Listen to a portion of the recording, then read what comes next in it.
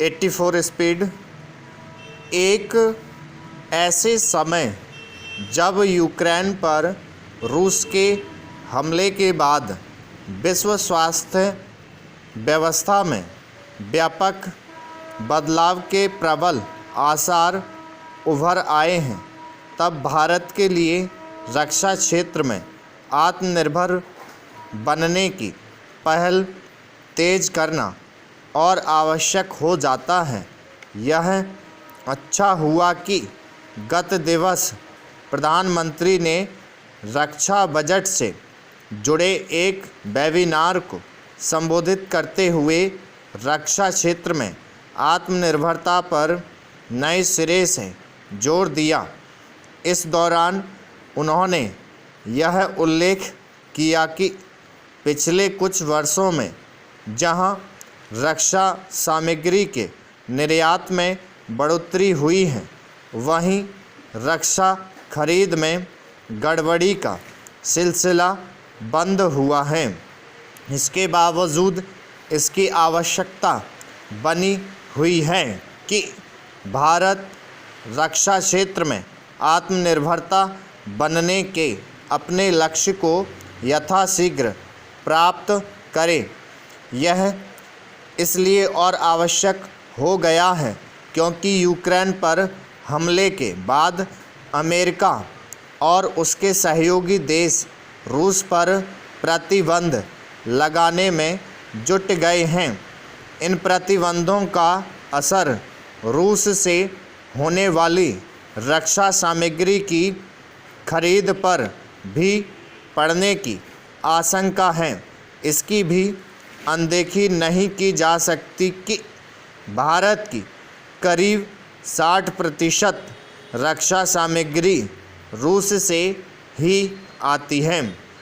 इसी तरह यह भी एक तथ्य है कि रक्षा क्षेत्र में आत्मनिर्भर बनने के तमाम प्रयासों के बाद भी भारत रक्षा सामग्री का आयात करने वाले प्रमुख देशों में शामिल है। प्रधानमंत्री ने यह सही कहा कि विदेश से हथियार खरीदने की प्रक्रिया जटिल और लंबी होती है। कई बार तो जब तक आयातित रक्षा सामग्री हमारी सेनाओं तक पहुंचती है, तब तक उसकी उपयोगिता कम हो जाती है।